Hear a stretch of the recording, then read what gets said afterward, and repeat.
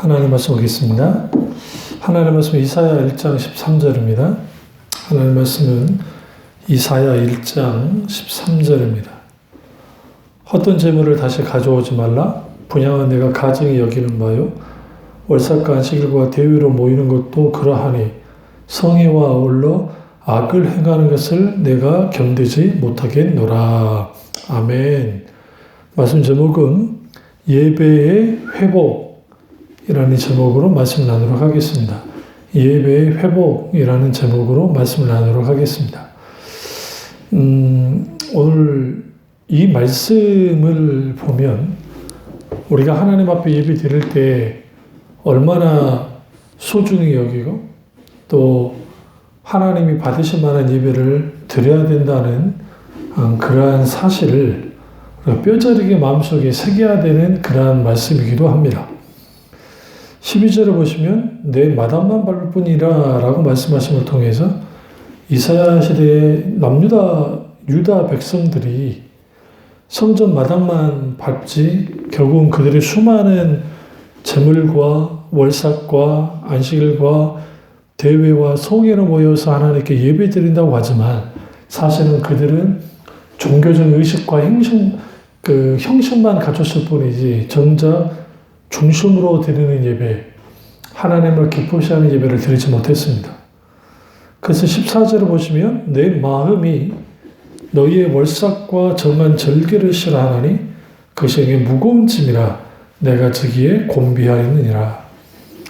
믿음 없는 예배, 성령과 진리로 드려지지 않는 예배, 혹은 우리의 몸을 산제사로 드리는 그런 예배가 아니면 중심으로 하나님께 드리는 예배가 아닐 때 하나님은 오히려 그 예배를 받으실 때 그것을 짐으로 여기신다라는 거예요. 흔히 우리는 주일날 나와서 예배를 드리면 자동적으로 하나님이 나의 예배를 받아주실 거라고 하는 생각을 가지고 예배를 드립니다.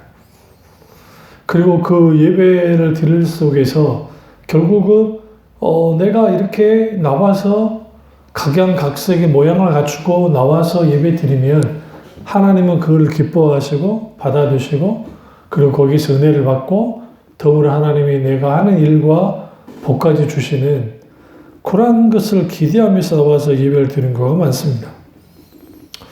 정작 하나님 그분의 영광을 위해서 드리는 예배, 하나님 그분을 너무 사랑해서 원해서 드리는 예배가 아니라 마지못해서 예배를 드리거나 종교적인 의식과 형식이기 때문에 드리거나 전통 때문에 드리거나 아니면 나의 어떤 하나님을 향한 내가 열정과 예배의 열정과 그걸 통해서 보상받기 위한 보상 심리로서 드리는 예배이든 그리고 내가 정성 들여 또 내가 마음을 들여 열심히 하나님께 예배 드리면 하나님의 그 예배를 받으시고 기뻐하셔서 내게 뭔가 주지 않으실까라고 하는 그런 기대감을 가지고 예배를 드리기도 합니다.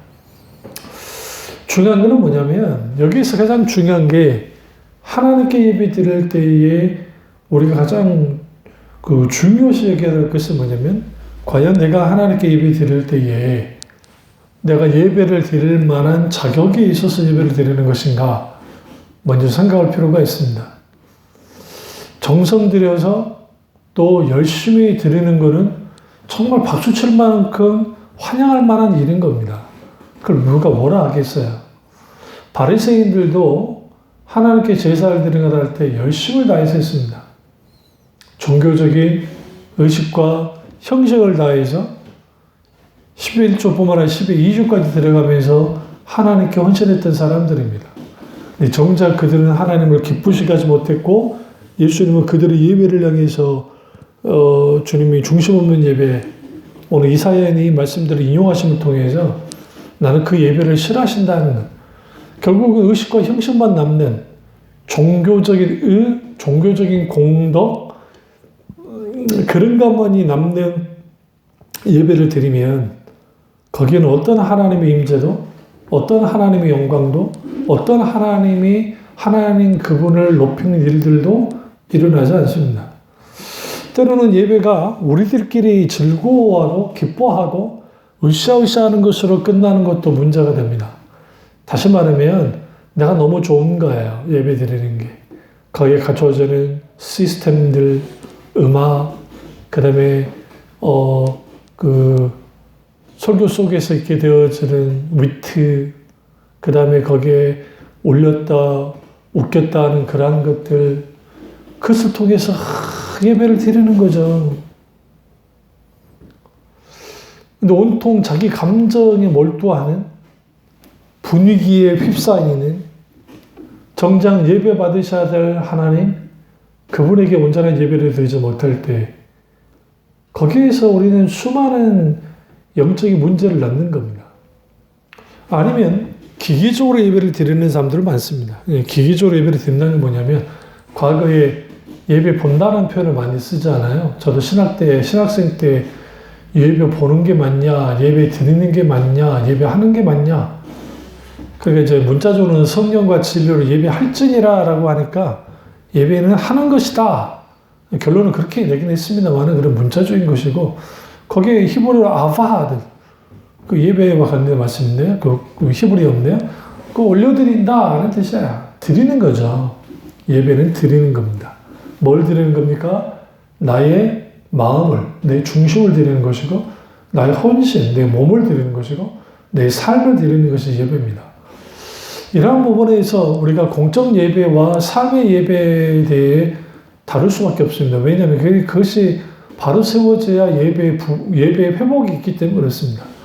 오늘날 많은 부분에서 예배 회복이 되지 못하는 가장 큰 이유는 뭐냐면, 오늘 이사야를 통해서 주님이 헛된 예물을 가지고 나온다. 이제 내가 그거 원치 않는다. 그 의미는 뭐냐면, 그들의 삶을 딱 들여다보면 마음으로부터 하나님을 떠났고, 그리고 하나님 그분을 향한 진정한 어떤 알고, 하나님을 알고 깊이 알고 사랑하는 그런 신앙의 본질에 서 있는 것이 아니라 그들의 그냥 종교적인 삶, 그들이 원하는 삶을 살고 있어요.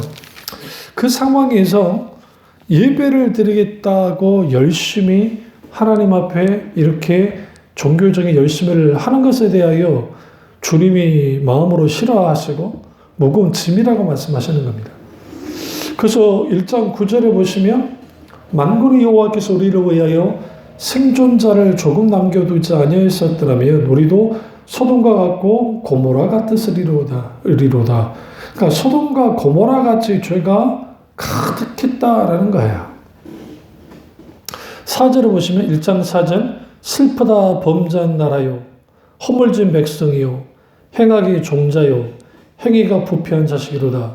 그들이 여호와를 버리며 이스라엘 거룩한 이를 만홀히 여겨 멀리하고 물러갔도다. 그러니까 예배는 열심히 드리는데, 의식과 영식은 그럴싸하게 하는데, 정작 하나님을 버렸고, 그리고 하나님을 아주 가볍게 여기는, 하나님의 이름을 땅에 떨어뜨려 놓는 그런 사람들이 이제는 예배 드릴 때, 제사를 드릴 때 정성을 다하는 거죠. 그 목적은 그들 속에 있는 탐심, 내가 이렇게 하나님께 드림을 통해서 하나님이 내게 뭔가 복 주시기를 바라는 어떤 계산적인 것들, 또 하나는 자신의 종교적인 것을 드러냄을 통해서 결국은 자신들의 어떤 종교적 우월성, 그것을 드러내기 위해서 그런 경우가 있다라는 거예요.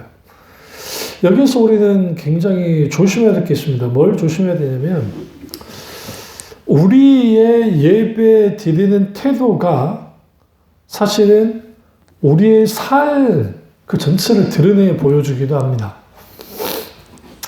물론 삶 속에서 하나님 중심적인 삶을 살지 않고 자기 중심적인 삶을 살다가 종교심과 종교적인 분위기와 어떤 각 교회마다 각기 색깔들이 있으니까 거기에 같이 그냥 얽혀져서 들어가서 거기서 으쌰으쌰 할 수는 있을지는 모르지만, 그러나 정작 그 예배는 죽은 예배를 드리는 거예요. 그러니까 살아있는 예배를 드리느냐, 죽어있는 예배를 드리느냐는 하나님 앞에 진정으로 우리가 회심하고 회개하고 예수 그리스도의 십자가의 공로만 의자에 나와서 예배를 드릴 때 그 예배는 하나님 받으시지만 그게 아니라 자기 공덕, 자기 공로, 뭔가 내가 하나님께 드릴 만한 것들을 가지고 나왔다는 자기 뽐냄으로써의 예배는 필연적으로 죽은 예배가 되어집니다. 그러면 다시 돌아가서 삶으로의 예배와 공식적인 예배, 공적인 예배, 이 부분을 신약성경에 둘 다 같이 다루고 있어요. 그래서 이런 분들이 있어요. 어떤 분들은 뭐 삶의 예배가 너무 중요하다. 교회 나와서 뭐 예배 드는 것만이 중요하냐. 삶의 예배가 참 중요하다. 그 부분은 저도 동감합니다. 근데 문제는 뭐냐면 이런 분들이 삶의 예배만 강조하는 거야. 그러니까 행함과 믿음이 따로 갈 수 없듯이 삶의 예배와 공식적인 예배는 같이 가야 되는 겁니다. 이게 성경에서 말하는 바야.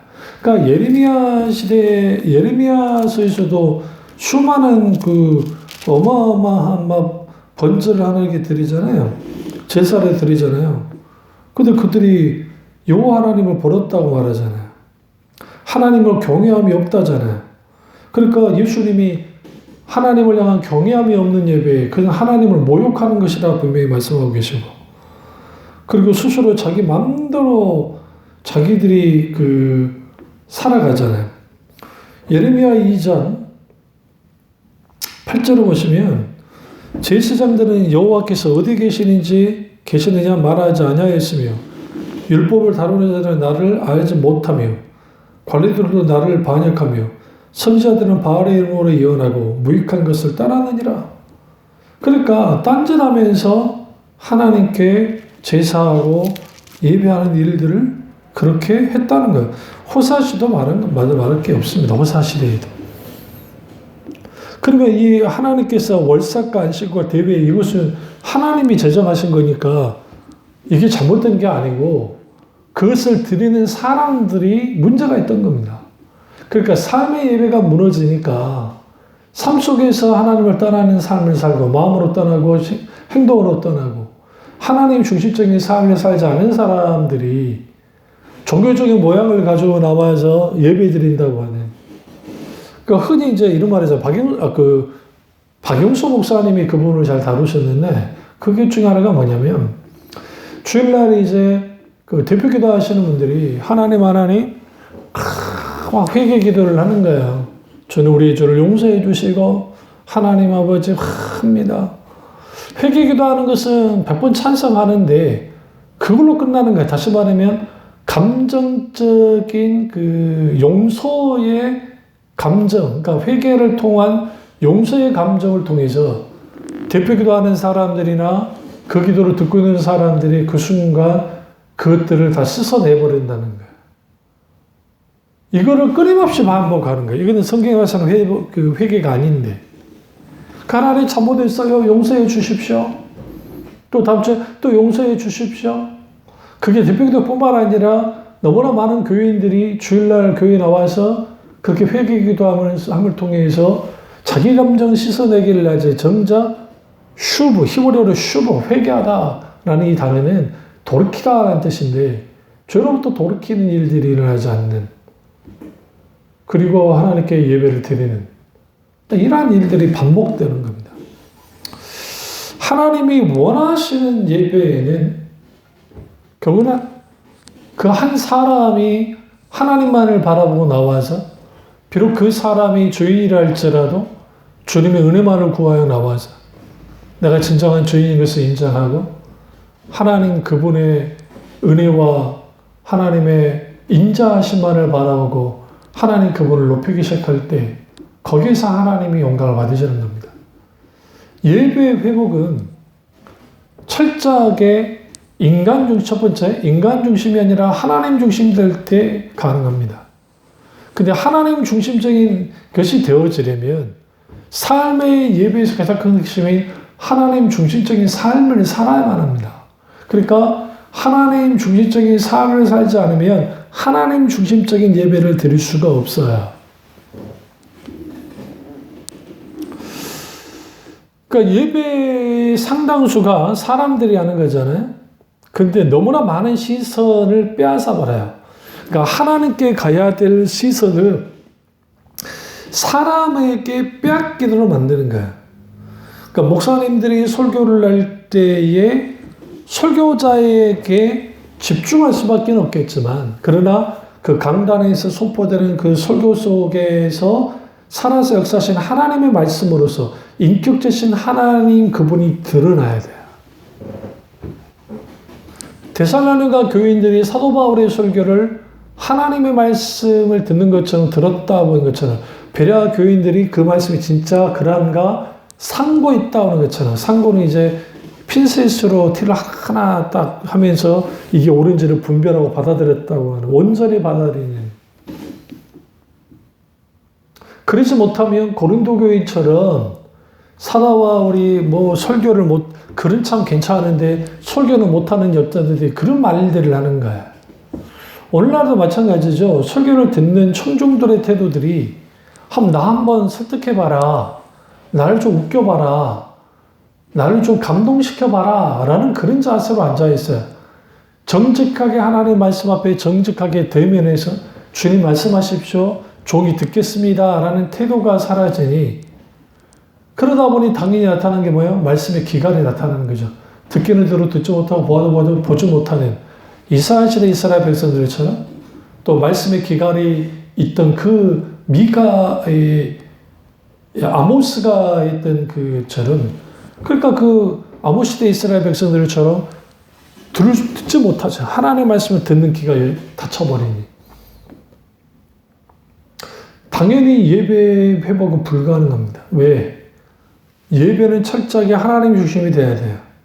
슈퍼스타 목사님이 되면 안 되고, 잘 나가는 어떤 그런 사람이 되면 안 돼요. 어마어마한 찬양대를 두고 그리고 하나님께 예배 드리는 거, 그분들은 이런 생각으로 했을 거예요. 왜냐하면 성가대의 시작을 딱 들여다보면 다윗이 하나님의 법궤를 가지고 들어왔을 때 다윗의 장막에 법궤를 두잖아요. 아직 성전이 지어지기 전이니까. 그때 성가대를 조직해서 24시간 하나님께 찬양하라고 영광을 드렸던 그런 것들이 이제 배경이 됩니다.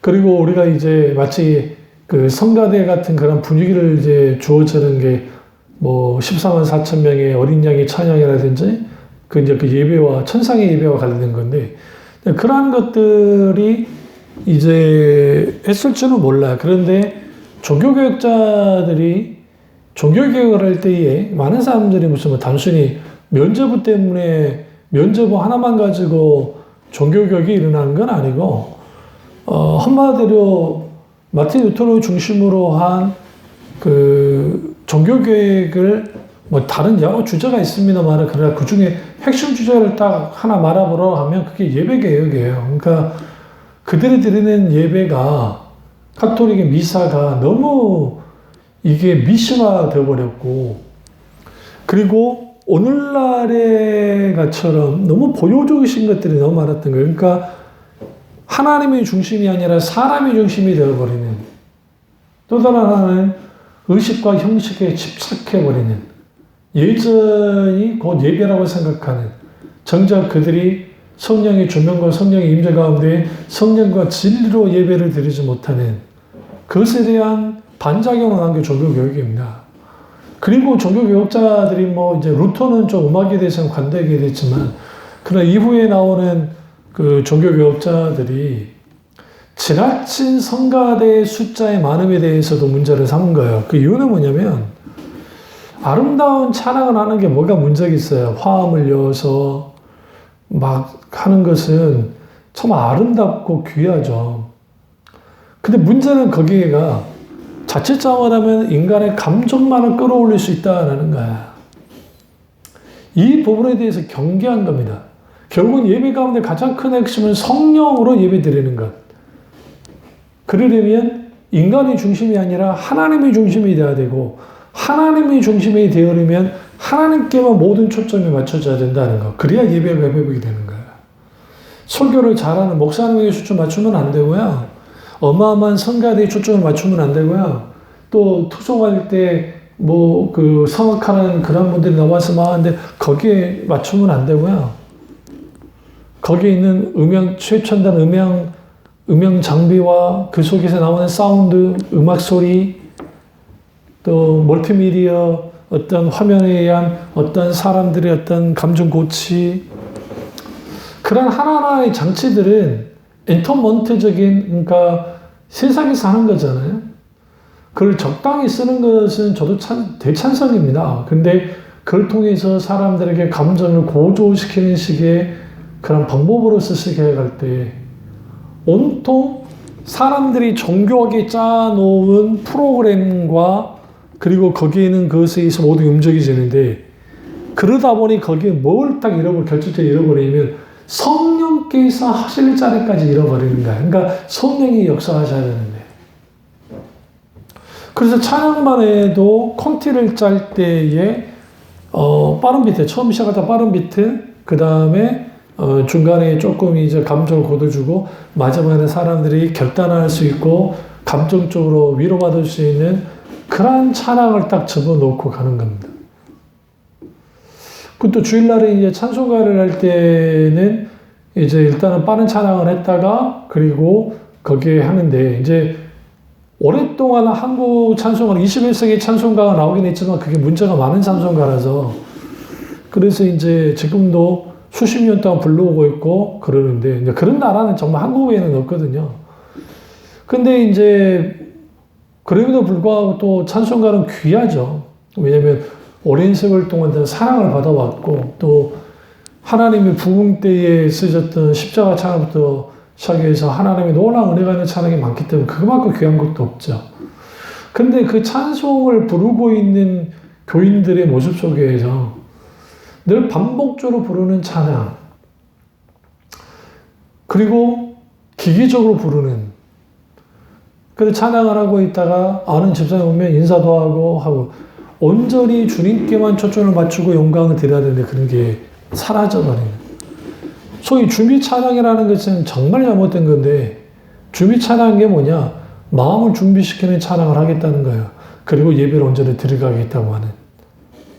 마치 그 콘서트를 할 때에, 세상에서 콘서트를 할 때 우리는 콘서트만 보지만 콘서트 이전에 사람들의 이 분산되는 것을 하나로 모으기 위해서 분위기를 띄우는 사람들이 나타납니다. 그분들이 이제 무대에 섭니다. 그래서 그 사람들을 분위기를 띄우는 다음에 이제 물러나고, 그리고 이제 옷을 갈아입고 하면 막 이제 그 콘서트를 준비하자 그러면 게스트가 와서 메워주기도 하지만, 또 그게 잘 안 될 때는 또 그 사람들이 나와서 분위기를 해주는 사람들, 마치 그런 식의 어떤 찬양에 대한 개념, 이게 철저하게 인간 중심, 인간적인, 인본주의적인 것들이 가득 차 있기 때문에 예배가 회복되지 않습니다.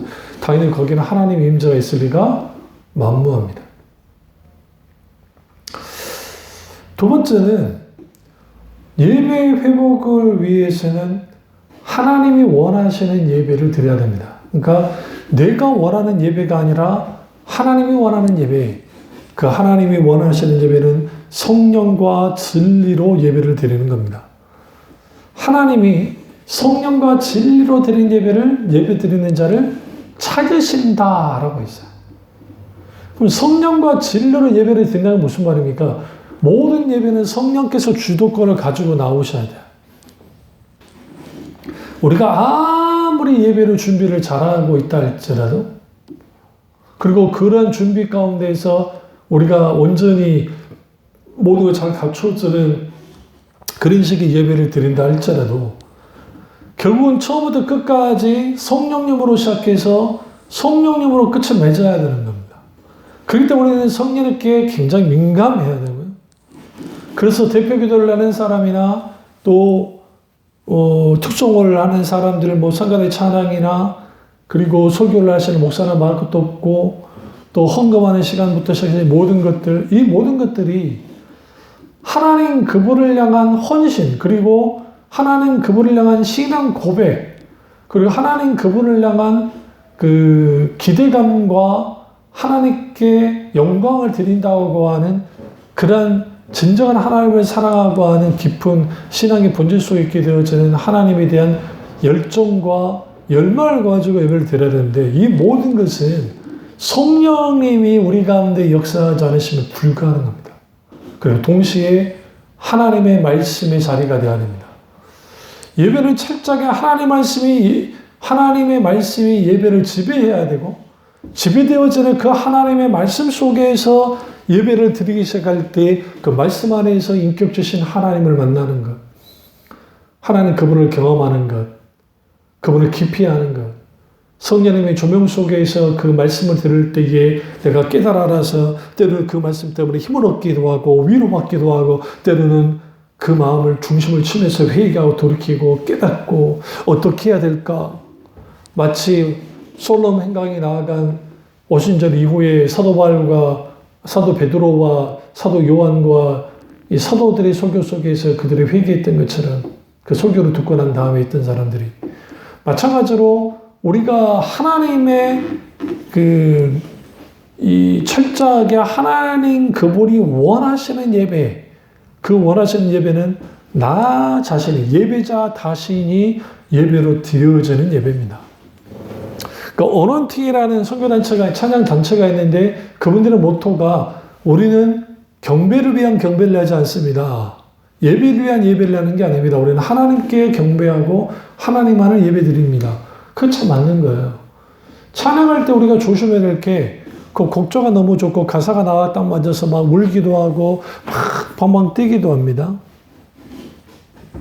그것은 그 자체만으로도 아름다운 것이긴 한데 그냥 자칫 잘못하면 그게 자기 감정에 몰입으로만 가게 되어지면 하나님을 향한 찬양을 한다고 하는 사람들이 자기의 기분을 찬양하는 자기 기분만을 노래하는 것으로 끝나버릴 수 있습니다. 그래서 종교교육자들이 그 단편, 그 시편송만 이제 카우니즘 같은 경우, 그러니까 그 했던 이유 중에 하나는 단순히 그리고 거기 화음 같은 거 여지 못하게 한 화려한 악기 사용도 제한시켰던 이유가 오직 하나님께만 초점을 맞추고 그분에게 영광을 드리려는 거예요. 근데 이 모든 것들이 가능하려면 성령이 또 말씀이 왕성한 그런 예배를 드리는 것. 그것은 곧 하나님이 원하시는 예배이고 그 하나님이 원하시는 예배 드릴 때 예배가 회복되는 겁니다. 그러니까 우리의 예배 속에서 뭐가 문제인가라고 들어볼 때 열정의 부족인가 아니 예배 준비에 대한 부족인가 어떤 분당에 있는 교회에는 토요일날 예배 리허설을 하고 그 다음에 주일날 예배를 드리는 교회도 있습니다. 저는 그렇게 하는 게 정말 대단하다고 생각해요. 어떻게 그 예배 순서 맡은 분들이 와서 그 리허설까지 하면서 할 수 있을까? 근데 그걸로 끝나면은 그냥 정교하게 갖춰진 예배로 끝날 수 있습니다. 그에는 반드시 뭐가 필요합니까? 성령님이 함께 하셔야 되죠. 그러니까 그렇게 준비하는 것은 귀한데 그러나 그렇게만 가면 안 되고 거기에 성령이 함께 하셔야 돼요. 마틴 로드스 목사님이 그 설교를 하실 때에 설교문을 참 길게 작성 많이 하셨대요. 그리고 난 다음에 계속 읽고 나신 다음에 마지막에는 찢으셨다는 겁니다. 강단에 올라오기 전에. 이유는 한 가지. 지금 저는 먼저 갖고 있는데 이 설교문을 의지할까봐. 그래서 그걸 계속 반복적으로 읽으시고 외우시고 올라오셔서 설교를 할 때 성령께서 조명하시는을 의지하면서 설교로 나아갈 때 거기에 하나님의 말씀에 놀라운 은혜가 있고 말씀의 능력이 나타납니다. 그 말씀을 듣고 있는 사람들도 동일하게 내게 주신 말씀에 대한 사모함을 가지고 성령님께 민감하게 반응하면서 그 말씀을 주목하여 들을 때 거기에 하나님이 주시는 놀랍고도 놀라우신 은혜가 거기에 있는 거야. 그래서 우리가 명심해야 할 것은 우리의 예배의 회복, 그것은 단순히 나 예배 잘 드려야지. 그러니까 대부분 예배의 회복가 무슨 생각하냐면 예배 시간 늦었던 사람들이 이제 예배 시간 딱 맞춰서 가고 설교 시간에 졸았던 사람들은 설교 시간에 안 졸고 그리고 또 딴 생각 안 하고 또 찬양할 때 그냥 입만 뻥긋뻥긋 했는데 열심히 찬양하고 헌금도 그냥 그랬던 사람이 이제 정성스레 헌금을 준비해서 하는 거. 그것이 예배 회복인가? 그것은 기본인가? 베이직, 기본. 그러니까, 근데 문제로 오늘날은 이 기본도 안 되니까 문제인 거야. 그 기본은 당연히 가야 되는 것이고요. 그러나 그 기본과 함께 동시에 필요한 게 뭐냐면 인간 중심적인 예배가 아니라 하나님 중심적인 예배.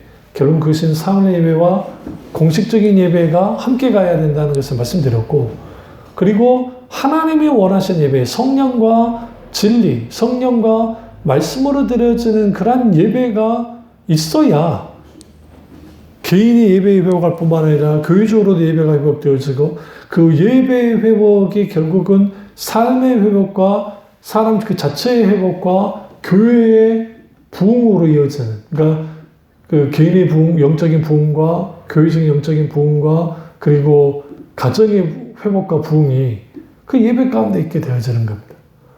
그럴 때 우리는 항상 깨어서 우리가 드리는 이 예배가 진정한 하나님 앞에 드려진 예배가 되어야 되고, 하나님이 가정이 여기는 예배가 아니라 하나님 그분이 원하신 예배, 하나님이 견디지 못하시는 예배가 아니라 하나님이 기꺼이 받으시고 기뻐하는 예배, 그 예배를 하나님께 드릴 때 진정한 예배 회복이 있습니다.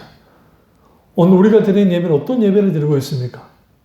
여러분 명심 한번 들여다보시고, 우리가 정말 하나님 앞에 내가 바로 서서 내 자신이 온전히 산제사로 드려지는 그런 예배, 성령과 진리로 드리는 그 예배 속에서 하나님 그분을 기쁘게 할 뿐만 아니라 아름답고 놀랍고 크신 하나님을 마음껏 높이고 사랑하는 그러한 예배를 드리는 우리 교도 다 되시기를 주님의 이름으로 축원합니다. 기도하겠습니다.